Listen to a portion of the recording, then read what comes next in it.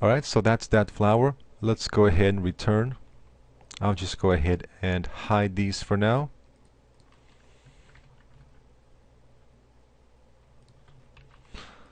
Alright, so now we've got for the center, I think it may be a good idea to simplify this a little bit. So what I can do here is just simply select this and then use the dot ring to select every other ring. Remove that. Use dot ring again.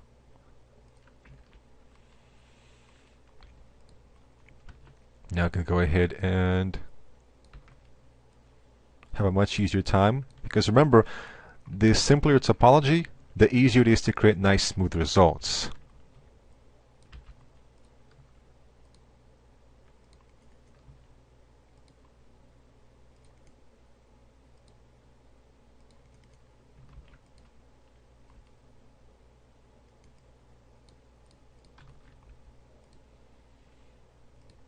Alright, and one thing I may also want to do is just go ahead and remember, if you have a complex cylinder with many sides, if you remove some of the sides, you may have to change the size of the cylinder, because you'll get a little gap here.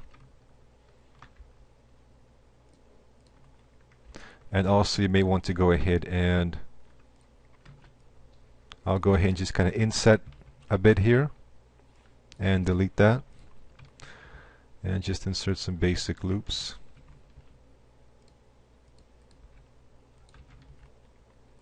And I just need to go ahead and maybe scale it on the X and Y axis out a little bit. There we go. So we got a nice little flower here. And we can go ahead and continue. So I'll go ahead and once again select 4 polygons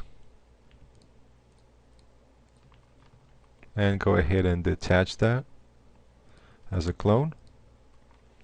And I'll just go ahead and stretch it out here. Delete these. And I'll go ahead and make some clones. 5 instanced clones. And I'll go ahead and isolate it for now.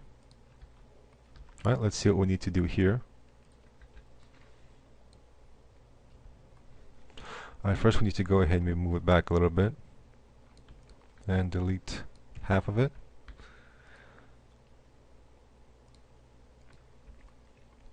So let's see. Here it may be a good idea just to kind of delete all of this and just go ahead and insert a loop through here.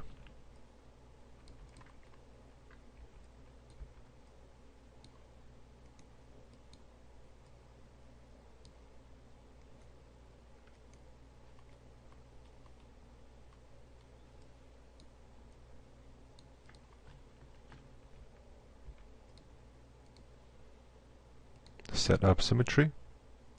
Set up a turbo smooth as well. It may be a good idea to have 3 iterations to better estimate the angle here. Okay, this may be a little bit too sharp.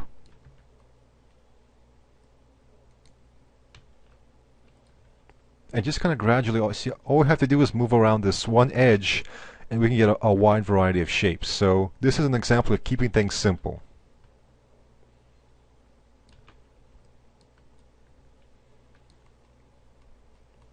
You can see on this shape, for example, it's not quite symmetrical. It's more shaped like an egg.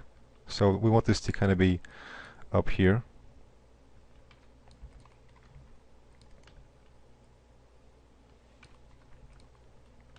Alright, maybe I can move this a little bit to the left here.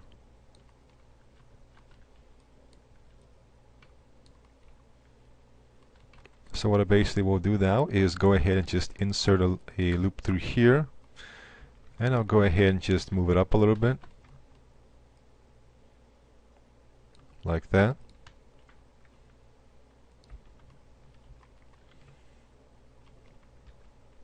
And it may be a good idea to set up Z symmetry as well, so I'll just go ahead and copy the Z position here and make a new modifier, symmetry, and paste it right here under mirror. So now I have Z symmetry and X symmetry. And it may also be a good idea to insert a couple loops through here. And there we go. We've got this kind of detail. We can reduce the iterations now just to make it a little bit simpler. And you can go ahead and determine if this is, for example, if I think that it's not quite sharp enough here, I can just go ahead and move these edges closer to the middle.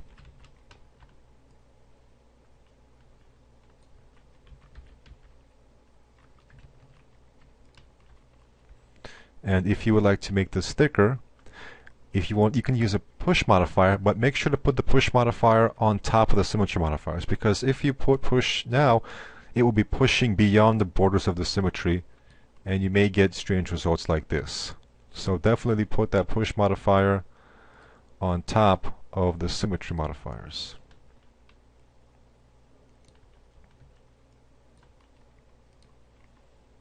Alright. So there we are.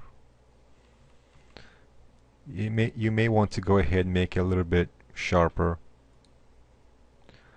So let me go ahead and remove these edges.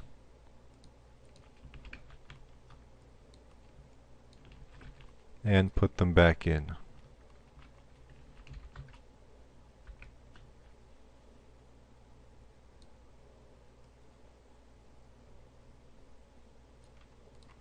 Alright, so there we are. Now we just need to go ahead and create this one as well. But let me go ahead and just adjust the shape of this one a little bit more.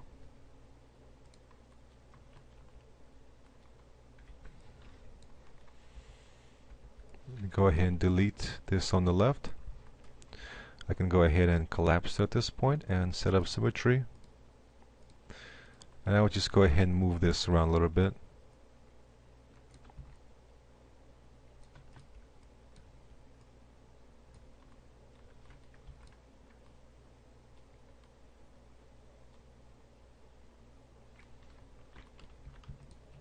And you can also feel free to insert additional edges to give yourself more control. All the edges that you insert will give you more control over the shape.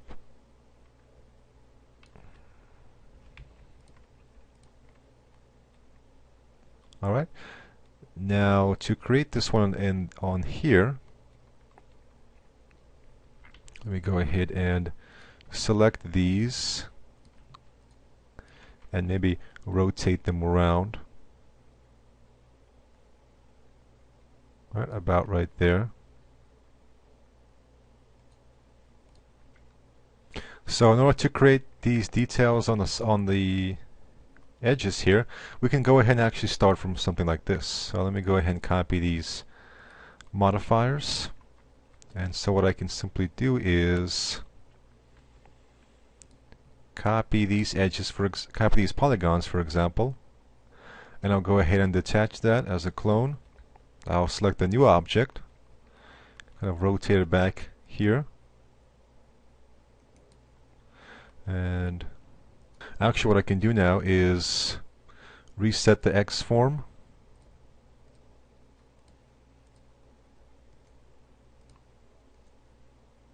and paste those modifiers back, flip it, and we should now have a piece of geometry that very closely fits with these.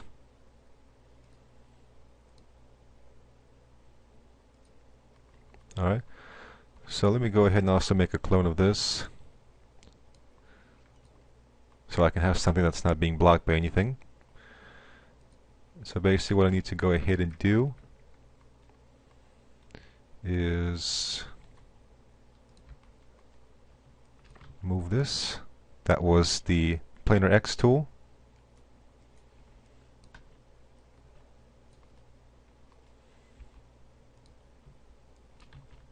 Make sure everything is in the center. Weld.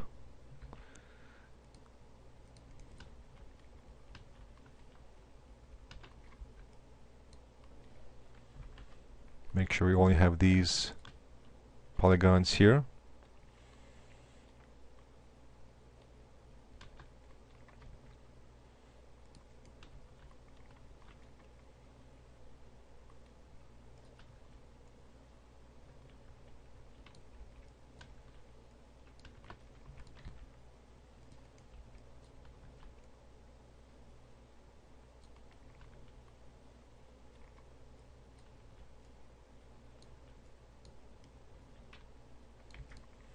Alright.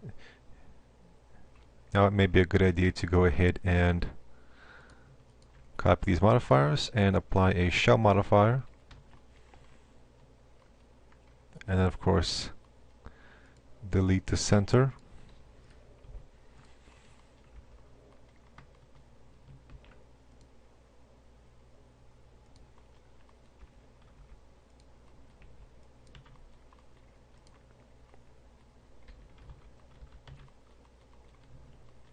Just kind of fix up a few areas here.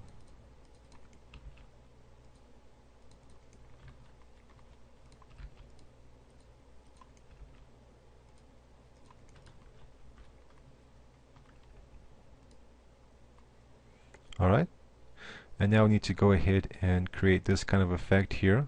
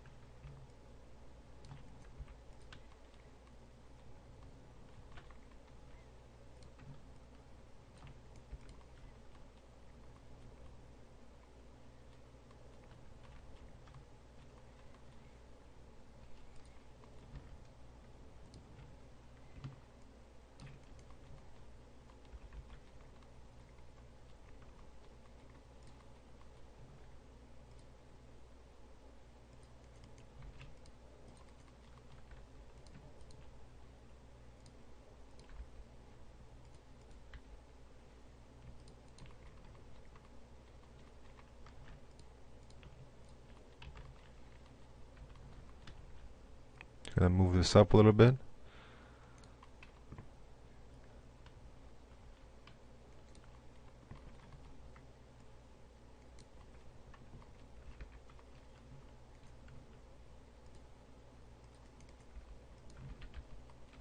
So sometimes it can get a little bit tricky creating these kind of details. You just have to be a little bit careful, a little bit patient, and just kind of keep on modeling until you get something that looks quite close.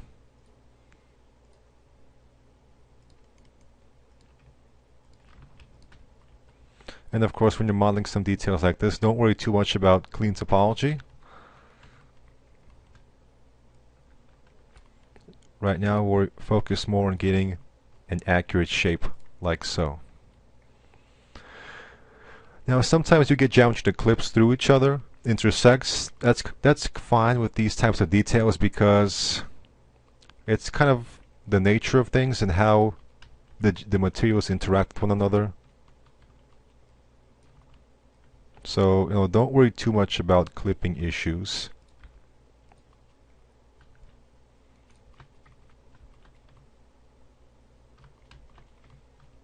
You can try and minimize how visible it is just by kind of moving certain things around.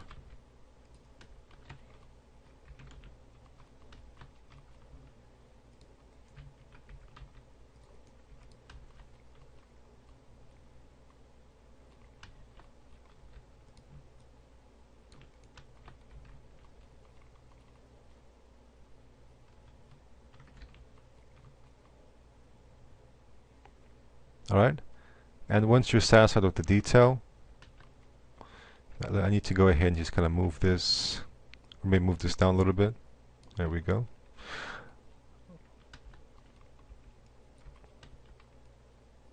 Alright, once you're satisfied with the detail, you can go ahead and rotate it around.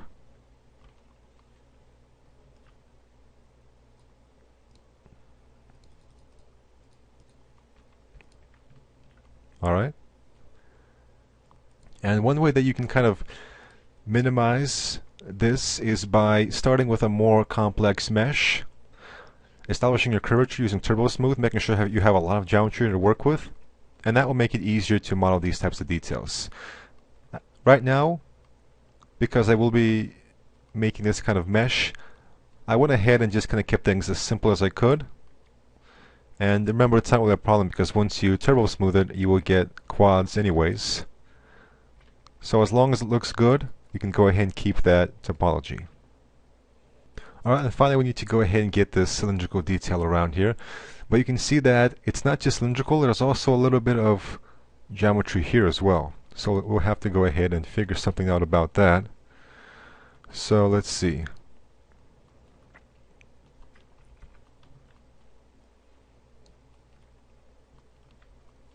Alright, so I'll go ahead and once again copy the Z position here. And then what I basically do is select these edges and kind of extrude them out. And delete the center. Alright.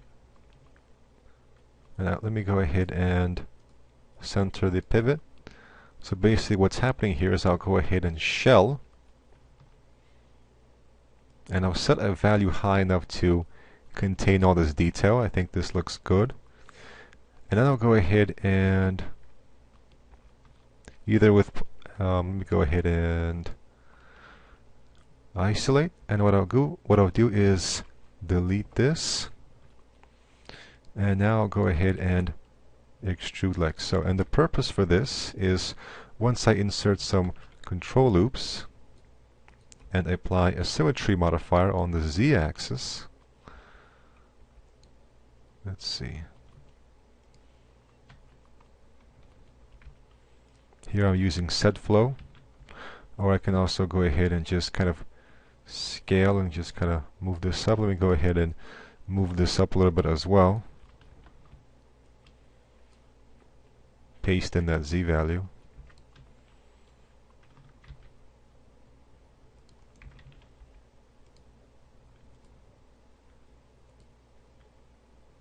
As I will get this kind of shape.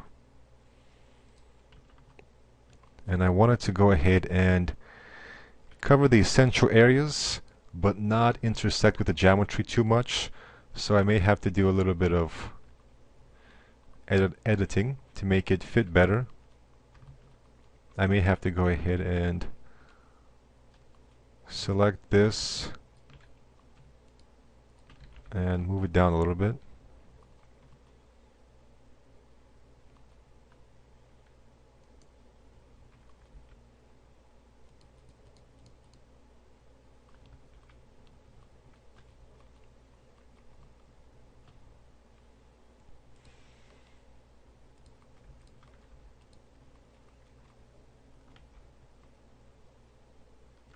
Let me also go ahead and apply a symmetry modifier here as well.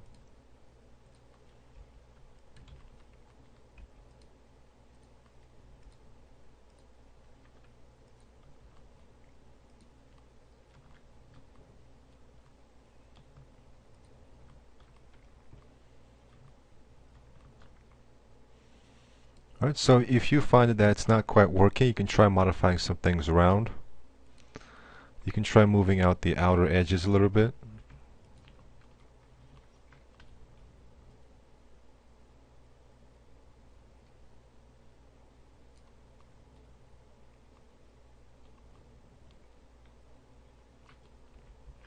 You can try selecting different pieces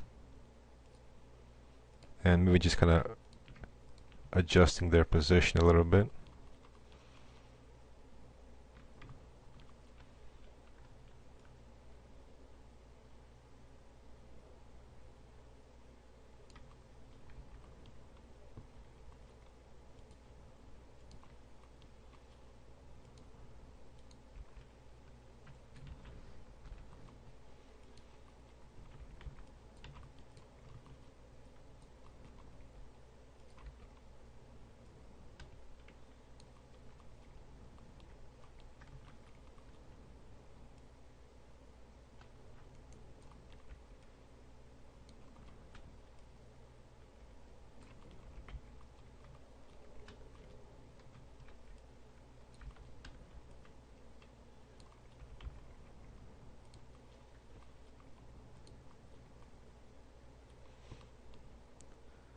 Or one thing you can do is simply just cut out the geometry that you want. For example, what I can simply do is once again leave myself with 8 sets of polygons to work with. So I'll just go ahead and select 8 and 8 right here, Control I and delete. And I'll basically cut it in such a way. I'll also delete the left side, remember, working with X symmetry as well. So basically cut it in such a way that it's not going over here. So let me go ahead and make this transparent. So basically I'll just go ahead and make several cuts right here and delete this. So there we go. Now it's only affecting this geometry right here. So it's just small adjustments here and there to make things, you know, match up a little bit better. Fix small clipping issues and things like that. Just testing out the turbo smooth here. There we go. Alright, now I'm ready to go ahead and rotate it. I'll make it a copy, not an instance, because I want to go ahead and just attach them all together.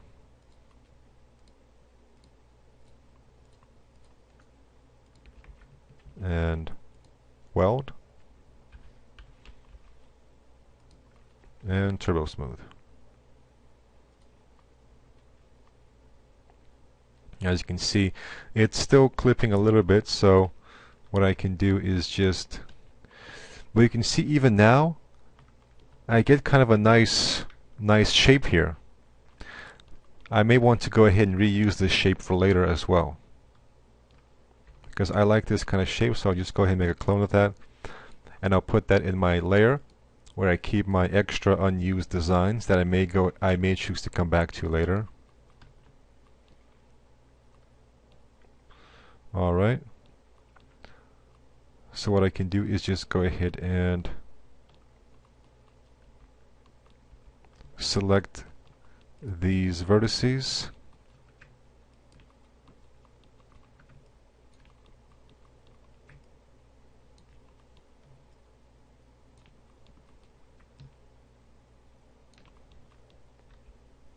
exit isolation mode, and just maybe scale it out a little bit more. Like that. Alright, so that's it for this one. Join me next video where I'll go ahead and model some of the other components, and we can get started kit bashing them together. And once I'm done modeling, I will of course provide them for your use. And one more thing that we need to do is fix this up as well. What I will simply do for this is,